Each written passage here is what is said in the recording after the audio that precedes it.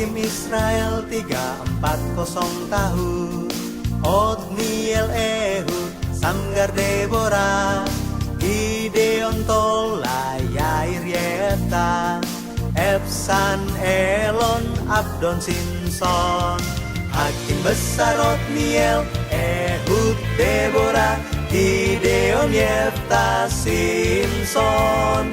Hakim kecil Samgar, Tola, Yair, Ebsan, Elon, Abdon.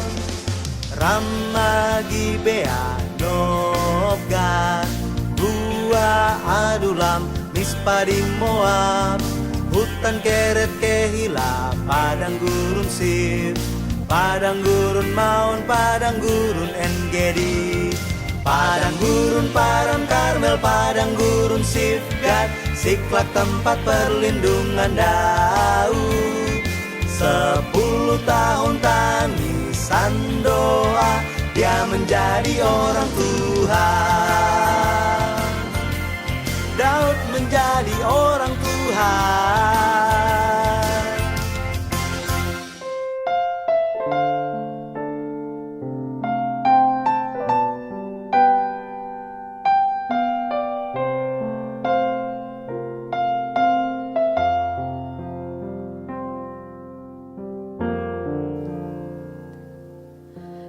Waktu teduh ini ku bersama Tuhan, ku beri sepenuh hati di depan tatanya. Tiada tersembunyi bagi Dia yang tahu segalanya. Dengan segenap hati ku mengharapkannya. Tak perlu ku khawatir, Dia tahu yang ku perlu. Ku datang dalam doa, temukan wajahnya.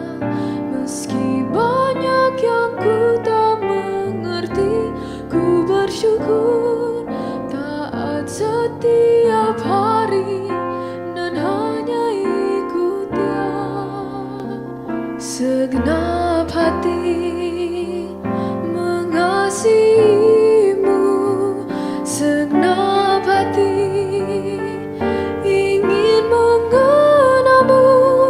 Seluruh hidupku semua milikmu, melayanimu segenap hati.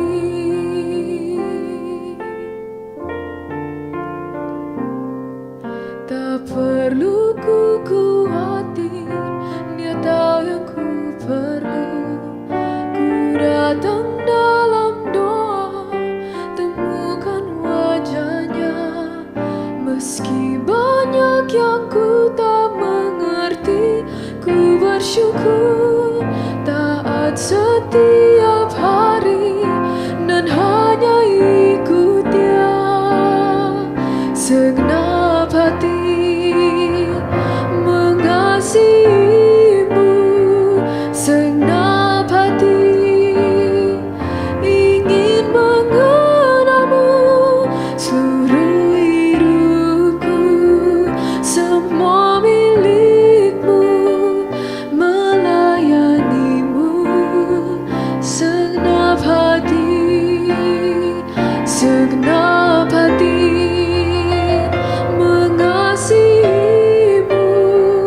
Segenap hati ingin mengenalmu.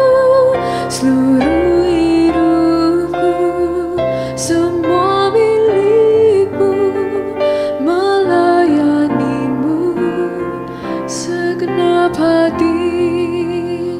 Seluruh hidupku semua milikmu, melayanimu segenap hati.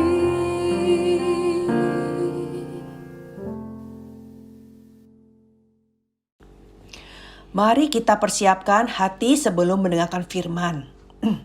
Allah Bapa, terima kasih karena Engkau telah memelihara kami selama 1 minggu ini. Dan hari ini kami hendak mendengarkan firman-Mu. Karena kami mengadakan kebaktian di rumah, maka tolong bimbing kami untuk bisa berkonsentrasi dengan sungguh-sungguh dan fokus agar firman-Mu tidak jatuh dengan sia-sia dan iman kami pun bisa bertumbuh dengan baik. Kami serahkan waktu ini ke dalam tangan-Mu dan kami mengucapkan syukur dalam nama Tuhan Yesus. Amin. Hari ini kita akan bahas pelajaran ke-10 dari buku ke-6, judulnya Imam Besar di Masa Bait Suci Zerubabel. Bahannya diambil dari buku Pelajaran Sejarah Penebusan Anak, halaman 30 dan 31. Kita baca sama-sama ayat pembukaan.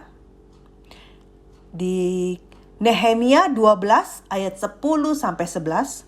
Nehemia pasal 12 ayat 10 sampai 11. Kita baca sama-sama. 1, 2, 3. Yesua memperanakan Yoyakim. Dan Yoyakim memperanakan Eliasib. Dan Eliasib memperanakan Yoyada. Dan Yoyada memperanakan Yonatan. Dan Yonatan memperanakan Yadua. Ya, ayat yang barusan kita baca itu adalah nama-nama dari 6 imam besar yang melayani di masa Bait Suci Zerubabel.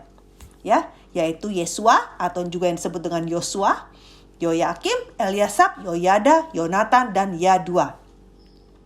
Minggu lalu kita bahas imam besar yang melayani di Bait Suci mana?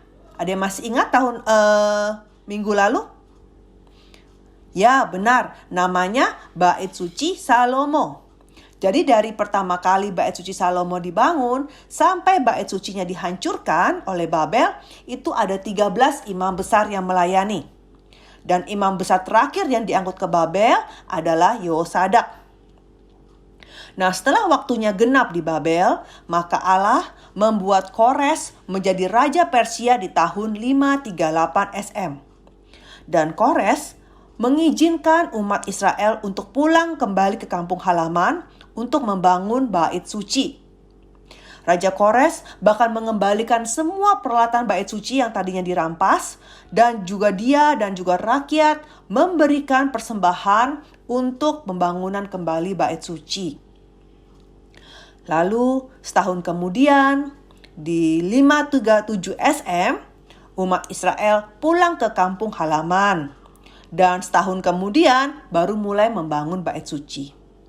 Nah, meski pembangunan ini sempat terhenti selama 16 tahun karena ada gangguan dari musuh, tetapi pada akhirnya bait suci pun selesai dibangun di tahun 516 SM. Karena pembangunan bait suci ini dipimpin oleh Zerubabel, maka bait suci ini dinamakan Bait Suci Zerubabel. Tentunya dibandingkan dengan Bait Suci Salomo yang megah, Bait Suci Zerubabel ini sangat sederhana bentuknya. Tetapi Allah tidak melihat fisik bangunannya. Allah sudah sangat senang karena rumahnya telah dibangun kembali. Dan Bait Suci Zerubabel ini menjadi pusat kehidupan iman bagi umat Israel yang telah kembali dari Babel. Pertanyaannya, dari awal kehancuran Bait Suci Salomo sampai selesai dibangun Bait Suci Zerubabel itu ada berapa tahun? Coba kita lihat gambarnya. Kita perhatikan. Di sini kita lihat yang di sebelah kiri, Bait Suci Salomo dibakar di tahun 586 SM. Dan di sebelah kanan, Bait Suci Zerubabel selesai dibangun di tahun 516 SM. Nah, dari 586 dikurang 516 adalah 70. Jadi tepat sesuai dengan nubuat Allah, maka bait suci dibangun kembali setelah 70 tahun. Ini kita semua sudah belajar di buku kelima kan? Saya hanya mengulangi. Setelah Zerubabel berdiri, tentunya diperlukan lagi imam besar untuk memimpin kebaktian dan pemberian korban persembahan. Maka imam besar pertama adalah Yosua. Dia adalah anaknya imam besar Yosadak yang dibawa ke Babel. Setelah itu, imam-imam besar berikutnya adalah Yoyakim, Eliasab, Yoyada, Yohanan, Yadua. Nah, Yadua ini adalah imam besar terakhir yang dicatat di silsilah imam besar di Alkitab Perjanjian Lama. Karena setelah Yosua ini, bangsa Israel di kemudian hari ditaklukkan kembali oleh bangsa Roma. Dan bait suci Zerubabel kembali dihancurkan. Dan setelah beberapa waktu kemudian, ada lagi bernama bait suci Herodes. Nah, itu sudah di zamannya Perjanjian Baru kan? Kita tahu Herodes ini yang ingin membunuh bayi Yesus. Nah, sekarang kita akan fokus pada imam besar pertama, yaitu Yosua. Yosua ini sangat berperan aktif. Dia bersama-sama Zerubabel dan juga para imam terlebih dahulu membangun mezbah untuk Tuhan sesuai dengan hukum Musa. Dia juga sudah mulai memberikan persembahan di setiap pagi dan malam secara rutin meskipun mereka sedang bekerja keras dengan anak-anaknya membangun bait suci. Jadi Yosua ini adalah imam besar yang menyerahkan dirinya untuk beribadah dan memperhatikan bait suci. Nah, kesimpulan. Kalau kita lihat dari zaman ke zaman, bait sucinya berubah. Namanya juga berubah. Bait suci itu adalah tempat Allah berdiam. Sebelum ada bangunan, Adam bertemu Allah di mana? Di Taman Eden kan? Tapi kemudian Adam jatuh dosa, dia diusir dari Taman Eden. Ya. Kemudian lewat Nabi Musa dibangunlah kemah suci. Tempat Allah berdiam bersama dengan manusia. Disebut kemah suci karena bentuknya kemah. Yang mana bisa dibongkar pasang, berpindah-pindah selama di padang gurun. Kemudian setelah Daud menjadi raja, barulah ada rencana untuk membangun bait suci yang permanen. Dan lewat anaknya Raja Salomo, kemudian dibangunlah bait suci Salomo yang sangat megah. Dinamakan Salomo karena Raja Salomo yang membangun. Lalu bait suci Salomo dibakar dan sekarang dibangun lagi oleh Zerubabel. Maka namanya menjadi bait suci Zerubabel. Nantinya bait suci Zerubabel ini pun akan dihancurkan oleh musuh. Dan kemudian dibangun lagi oleh Raja Herodes. Tapi kali ini ya, Herodes bangun bait sucinya bukan untuk kemuliaan Tuhan, tapi untuk nama dia sendiri dimuliakan. Ya. Nah, kemudian di kemudian hari bait suci ini pun, bait suci Herodes pun hancur. Kalau begitu, sekarang di mana bait sucinya? Bait suci yang zaman sekarang itu adalah gereja. Jadi gereja hari ini adalah rumah Tuhan. Karena gereja adalah tubuh Yesus, tempat Tuhan berdiam. Maka kalian semua haruslah menyayangi gereja yang adalah tubuh Yesus. Kalian harus menjaga kebersihan gereja, memperhatikan gereja, berdoa untuk gereja, dan kalian juga harus beribadah dengan sungguh-sungguh pada waktu di gereja. Ya, saya berdoa agar kalian semua bisa seperti imam besar Yosua yang secara total menyerahkan diri untuk beribadah dengan tekun ya, dan juga menyayangi gereja. Ya, mari kita berdoa. Bapa yang di sorga, kami mengucapkan syukur karena sudah belajar firman tentang bait suci Zerubabel. Kami ingin seperti imam besar Yosua yang bisa menyayangi gereja dan bisa beribadah dengan sungguh-sungguh. Tolong bimbing kami untuk kami dapat hidup dengan menyenangkan hati Bapa. Sekarang kami mau memberikan persembahan, kiranya Engkau kuduskanlah persembahan ini ya Bapa. Kami berdoa dan bersyukur dalam nama Tuhan Yesus. Amin. Kita doa Bapa kami. Bapa kami yang ada di sorga, dikuduskanlah namamu, datanglah kerajaanmu, jadilah kehendakmu di bumi seperti di sorga. Berikanlah kami pada hari ini makanan kami yang secukupnya, dan ampunilah kami akan kesalahan kami, seperti kami juga mengampuni orang yang bersalah kepada kami. Dan janganlah membawa kami ke dalam pencobaan, tetapi lepaskanlah kami daripada yang jahat. Karena Engkaulah yang mempunyai kerajaan dan kuasa dan kemuliaan sampai selama-lamanya. Amin.